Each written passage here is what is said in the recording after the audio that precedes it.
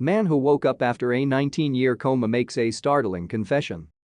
Anytime someone falls into a coma, it's incredibly scary for their friends and family. Even though the family can take solace in the fact that their loved one isn't gone completely, the person is unresponsive, and there's a good chance that their brain and body could shut down at any moment. But sometimes miracles happen and people wake up from their comas. For whatever reason, their brains are able to regain control and get their bodies operating again. It takes some time to re-acclimate into their old life, but it's a huge relief for everyone they know.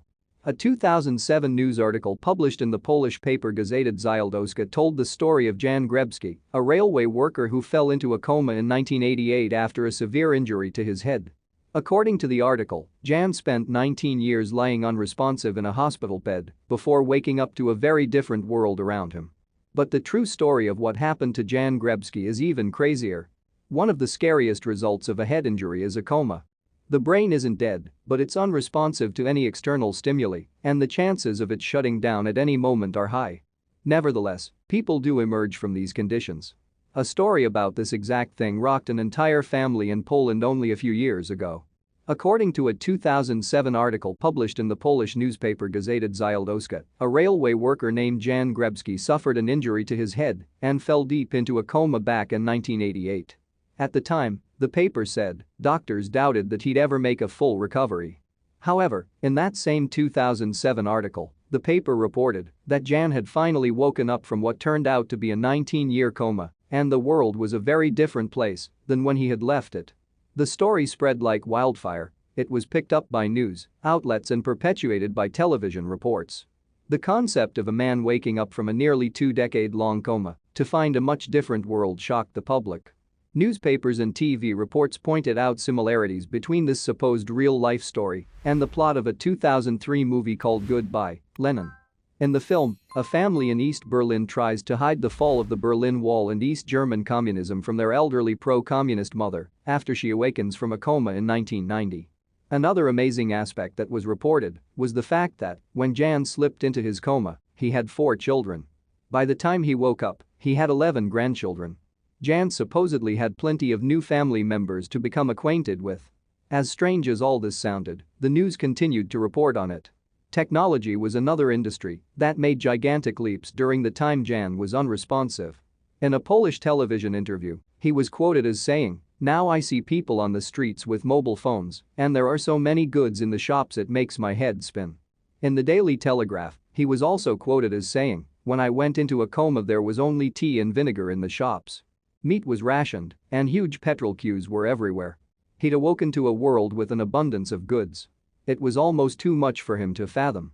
During January's reported 19-year coma, he relied on his faithful wife, Gertruda, to take care of him. She remained by his side the entire time, even though doctors told her that Jan probably wouldn't live more than a few years on life support.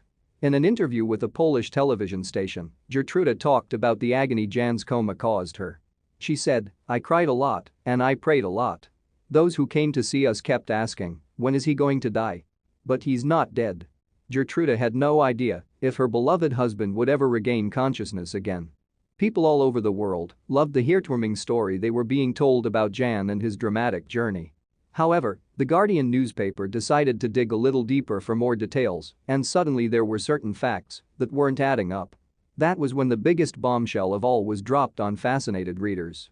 As it turned out, even though Jan's story wasn't entirely made up, there were many details that were inaccurate. But who was the person that the Guardian's reporter spoke to that admitted to all these fabrications? It was none other than Jan himself. While speaking to the reporter, Jan said, "I never said any of those things. I was not in a coma for 19 years, I only spoke to one journalist, and what they wrote was not true, and every time the story was printed new things emerged." The reporter was shocked by Jan's admittance. This changed everything. Jan told the reporter that he had, in fact, suffered a head injury in 1988 that put him into a coma, but it had only lasted 4 years, not 19 like news outlets had confirmed. He had been wheelchair-bound since the time he awoke from his 4-year ordeal. Jan then debunked the entire Goodbye, Lenin angle of his story.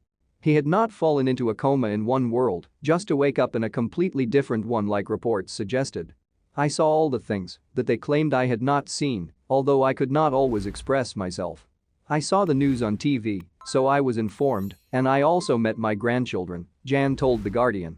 These new developments were fascinating. For whatever reason, the paper that originally ran his story was trying to make a huge deal out of something that wasn't as crazy as it seemed. Jan's doctor, Wojciech Stragowski, even confirmed the new details. He admitted that, although Jan had been disabled for 19 years, he was certainly not in a coma the entire time. Gertruda also supported her husband's version of the events, sort of. She told The Guardian, Jan was not in a coma, he understood everything that I said to him. At first he used his face to let me know whether he wanted anything to eat or drink. Later, he spoke. Jan had apparently only spoken to one journalist in Poland who took his story and embellished the facts of his case. So, who was it that had spread his fabricated story around the world? The answer wasn't that surprising. A reporter from the paper Gazeta Dzialdowska was the one that spread the falsehoods. The Guardian reached out to the paper's editor-in-chief about the story, Malgorzata Truinska, and she immediately replied, "It's not a lie. The thing is that there are different kinds of coma." This was a very puzzling response, and it was not her only comment. The editor-in-chief added, "There is a kind of coma where people are unconscious and others where they wake up from time to time and then fall back into coma. This was the case with Jan Grzebski." The editor also said that even if Jan's coma had lasted only 4 years, there were still dramatic changes in Poland during that time. Jan and Gertrude are still very much in love, and although the truth about his story was much different from what had been published, one thing was certain: Gertrude still spent nearly 2 decades caring for her disabled husband. After the actual story came to light, Jan's celebrity dramatically lessened, but he didn't care at all because he still had his health and his loving wife by his side. Thank you for watching this fantastic story. Please tap one of the 2 videos on your screen for another amazing wonder stories.